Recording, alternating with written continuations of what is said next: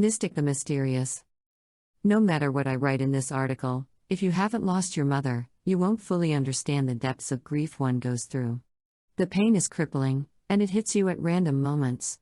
One minute you might be fine, and the next minute you are curled up in a ball on your bedroom floor in inconceivable pain. If you have lost your mother or and father, then you're probably sitting there nodding your head in agreement. Nothing is ever the same again. Losing a parent is among the most emotionally difficult and universal of human experiences. Most people will experience the loss of their mother or father in their lifetime. And while we may understand that the death of our parents is inevitable in the abstract sense, that foreknowledge doesn't lessen the grief when a loved one dies. Losing a parent is grief-filled and traumatic and permanently alters children of any age, both biologically and psychologically. Nothing is ever the same again. The loss of a parent is a wholly transformative event. When a parent of an adult dies, there is almost an unspoken expectation that it will not hit you head-on. An adult is expected to accept death as a part of life, to handle all sudden losses in an appropriate adult manner. But really, what does that mean? That you should not be sad? That you should be so grateful they didn't die when you were a child that you don't need to mourn your parent? The above considerations demonstrate an underestimation of grief. Grief is the reflection of the connection that has been lost. That loss does not diminish because you are an adult or because your mother or father lived a long life. Our society places enormous pressure on us to get over loss, to get through the grief. But how long do you grieve for the man who was your father for 40 years? Do you grieve less for your mother of 37 years? The loss happens in a moment, but its aftermath lasts a lifetime. The grief is real because loss is real. Each loss has its own imprint, as distinctive and unique as the person we lost. It doesn't matter how old we are. When we lose an aged parent, many times well-intentioned friends try to offer condolences, such as, "He had a long life, you must be happy about that," or, "You're so lucky he died so quickly." However, these words often do not resonate as we suffer the loss of a father or mother who had been by our side our entire life. We will never have another father. We will never have another mother. The parental connection. We sometimes forget the depth of connection we have with our parents. They are often our main connection in the world and to the world. Even if we have a loving spouse, children and many close friends, the death of a parent means the loss of one of our first and most important connections. The misconception that a mature and capable adult will not need to grieve their parent can cause the bereaved to feel even more alone, as their grief goes unrecognized. Reflection. After our parents die, we take another look at them. We realize, perhaps for the first time, all they did for us as children. For some of us, when we become parents, we appreciate the challenges our own parents must have gone through. We gain a new perspective on their lives. If we idealized our parents when we were kids, now we also see their flaws and imperfections. In the case of losing one parent, for instance your mother, there is a great opportunity to get to know more about her from the perspective and experiences of your surviving father. In our adulthood, our relationship with our parents changes and continues. Before a parent is gone, we understand intellectually that they will die someday. But understanding and anticipating does not prepare us for the grief we feel when as an adult we lose a parent. As you reflect on the memory of your loved one, whether you are alone or walking through it with a surviving parent as mentioned above, you are beginning the journey through the now well-known stages of grief. Greater than there are a million things that change and take on new meanings and shapes. There are a million words that suddenly don't seem so nice anymore. There are a million faces that don't bring comfort like they used to. They can't come back. The following is based on my experience. Your experience might be completely different, but I'll bet most of you can find some similarities between my experience and you. Losing a parent means you've joined a club with people who understand that just walking out the front door with your shoes on and your hair washed can be a challenge. It means that grocery shopping and picking up Brussels sprouts, and remembering how much your mom loved to eat them once she realized she could cook them in the oven rather than boiling them, and they actually tasted good, makes your eyes start to burn. It's wanting to go for a run to create endorphins to stop the screaming of, "Your mom died." That keeps running in your head over and over, but you can't because you also want to curl up in a ball and cry while watching Seven Delon on TV because it was your thing growing up with her. I know time will help. This isn't my first loss, but it is the hardest. So here are a few things that happen when your mom dies, in case you wanted to know where my head has been lately, Or if you're trying to figure out why your friend who lost her own mom smells like a garbage can half the time, or cries at a simple mom commercial, or listen to songs that reminds you of her. You cry a lot, and at random times. I can't begin to tell you how many times I've seen a cute commercial and started sobbing hysterically. Maybe the character's mom was cheering them on at a soccer game, or maybe she was just giving them a hug. Literally anything that shows another mom in it will have you crying. Don't even get me started on walking around in public and seeing another mom with their child. You may get closer to your dad. This isn't really a negative. When you lose your mom, you suddenly realize that you need your dad's support and strength more than ever. While he's grieving as well, there's something special about sharing this together and being able to reminisce as a pair. You realize that you start telling your dad about your day in the same way you used to tell your mom, in hopes that maybe things will feel normal. It doesn't, but it does help a little to know that someone still has your back, and you're not going into every situation alone. Life seems like you're permanently wearing sunglasses, never the same brightness it was before. I don't know how to explain this to someone who hasn't lost a parent. Just trust me, nothing will have the same brightness after you lose your mom. Those cute shoes at the store you were eyeing suddenly just seem like a stupid idea. That new casserole you wanted to make? Its ingredients are still at the back of the pantry collecting dust. You'll get back in the routine someday, but it won't be today. You can never fully grieve because something new hits you every day.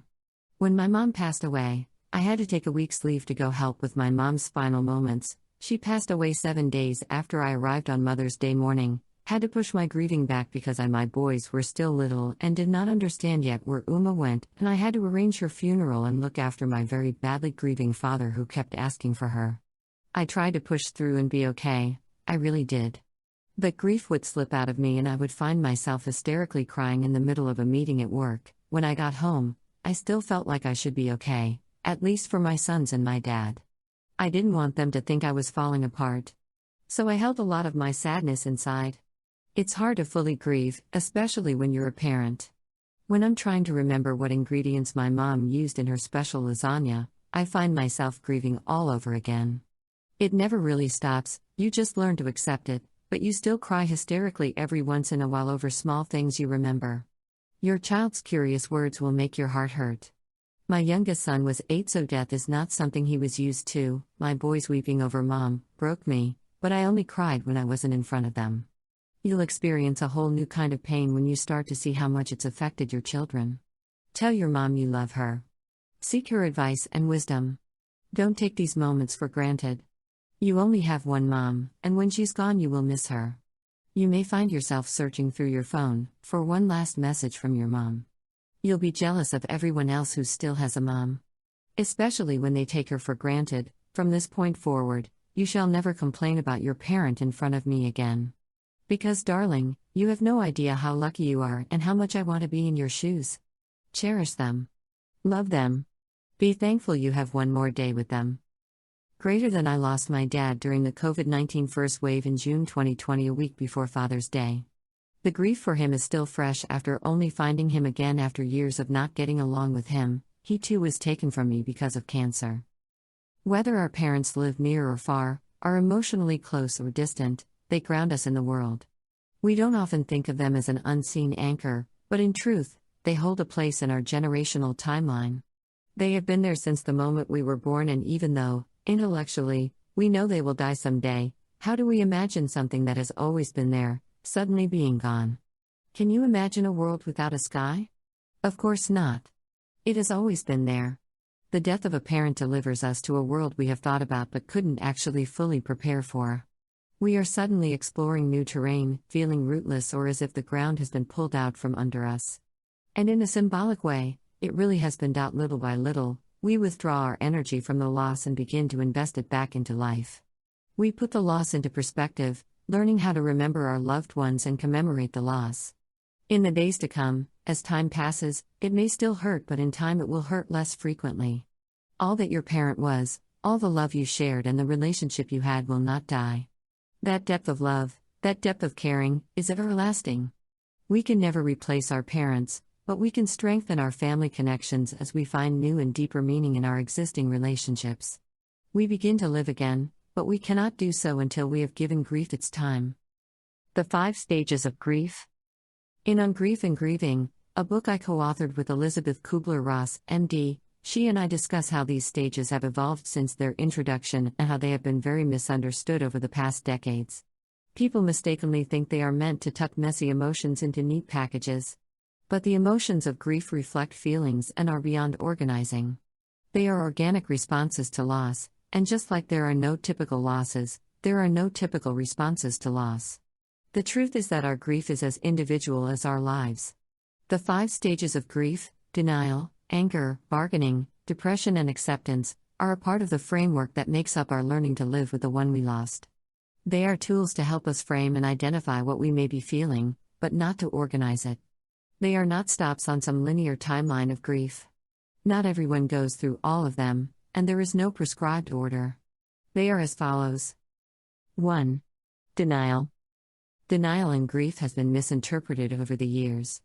When the stage of denial was first introduced by Kubler-Ross, it focused on the person who was dying. In grief after loss, the denial is more symbolic than literal. What happens during the denial stage? Denial and shock help us to cope and make survival possible. Denial helps us to pace our feelings of grief. There is a grace in denial. It is nature's way of letting in only as much as we can handle. What does denial look like? Denial is a disbelief that your parent isn't ever going to call again or that your father isn't just a flight away. You can't fathom that he will never walk through your door again. At the beginning, we might be paralyzed with shock. Rather than denying the actual death when someone says, "I can't believe he's dead," the person is actually communication that this death is too much for his or her psyche. You begin to question the how and why. You may ask as you review the circumstances, how did this happen? You are no longer in an external storytelling mode. Now you turn inward as you begin the search for understanding. You explore the circumstances surrounding the loss. Did it have to happen? Did it have to happen that way? Could anything have prevented it? The finality of the loss begins to gradually sink in. She is not coming back. This time he didn't make it. With each realization of the truth, you begin to climb the mountain of realizing they are really gone. As you accept the reality of the loss and start to ask yourself questions, you are unknowingly beginning the healing process. You will find yourself becoming stronger while the denial is beginning to fade. But as you proceed, all the feelings you were denying begin to surface. 2. Anger. Anger is a necessary stage of the healing process. Be willing to feel your anger. The more you truly feel it, the more it will begin to dissipate and the faster you will heal. There are many emotions under the anger. You will get to them in time, but anger is the emotion we are most used to managing. We choose it, often to avoid the feelings underneath, until we are ready to face them. It may feel all-consuming, but as long as anger doesn't consume you for a long period of time, it is a legitimate part of your internal emotional management. Anger does not have to be logical or valid. It is important to feel the anger without judging it, without attempting to find meaning in it. Life is unfair. Death is unfair. Anger is a natural reaction to the unfairness of loss. If you could change things, you would, but you can't and you are not to blame. People may ask you to move quickly through your anger, but it's important to remember that this is a part of the grieving process. People can also feel that your anger is misplaced, inappropriate, or disproportionate. Some people may feel your anger is too harsh or too much.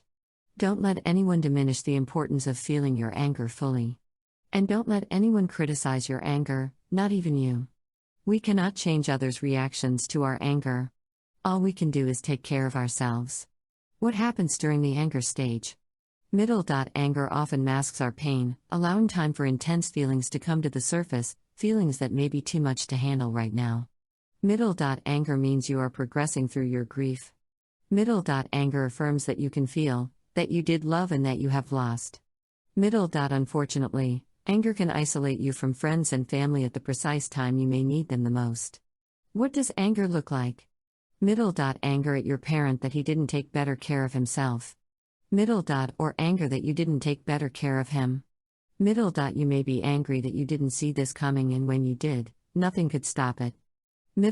Or you may be angry with the doctors for not being able to save someone so dear to you. Your anger may take the form of facing the fact that bad things could happen to someone who meant so much to you. Anger at the healthcare system, at life, or at your parent for dying. Middle. Anger coupled with blame and resentment. Middle. You also may experience feelings of guilt, which is anger turned inward on yourself. Mourning a parent for whom you have negative feelings. People are often conflicted about the loss of a parent about whom they had negative feelings. The confusing grief that follows is that adult children can't understand feeling sad and angry about someone they really didn't like. We mourn for those who cared for us the way they should have. We also mourn for those who did not give us the love we deserved. You can grieve fully for people who were terrible to you. And if you need to grieve for them, you should do so. We must take time to mourn and experience the type of parent we had and the type we never had, and acknowledge the reality that those losses cannot be pushed aside even if we think the person did not deserve our love. 3. Bargaining. Before a loss, it seems like you will do anything if only your loved one could be spared. After a loss, bargaining may take the form of a temporary truce. We become lost in a maze of if only or what if statements. We want life returned to what it was. We want our father back, if only, if only, if only. What happens during the bargaining stage? Middle. Bargaining can help our mind move from one state of loss to another. Middle. It can be a way station that gives our psyche the time it may need to adjust. Middle. Bargaining can fill the gaps that our strong emotions generally dominate as it keeps suffering at a distance. Middle. It allows us to believe that we can restore order to the chaos that has taken over. What does bargaining look like? Middle. Please God, you bargain. I will never be angry at my mom again if you'll just let her live. Middle. What if I devote the rest of my life to helping others?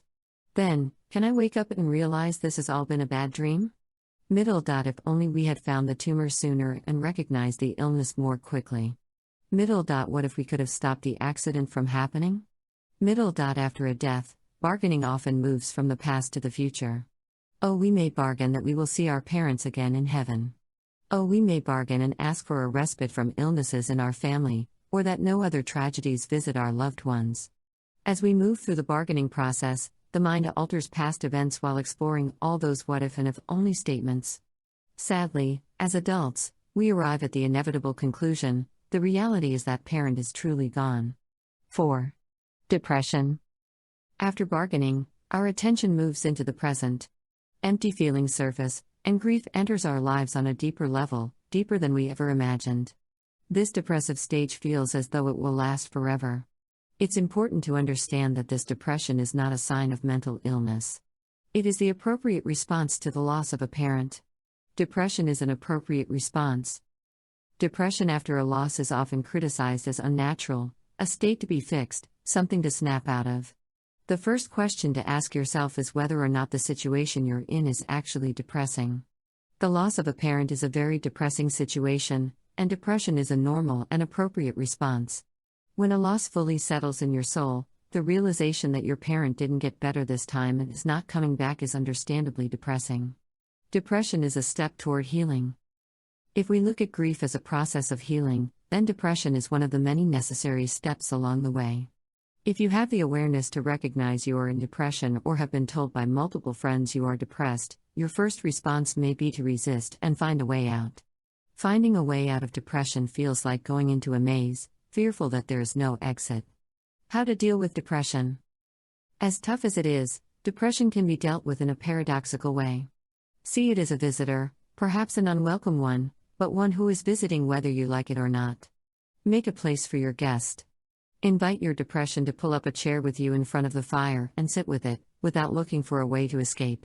Allow the sadness and emptiness to cleanse you and help you explore your loss in its entirety.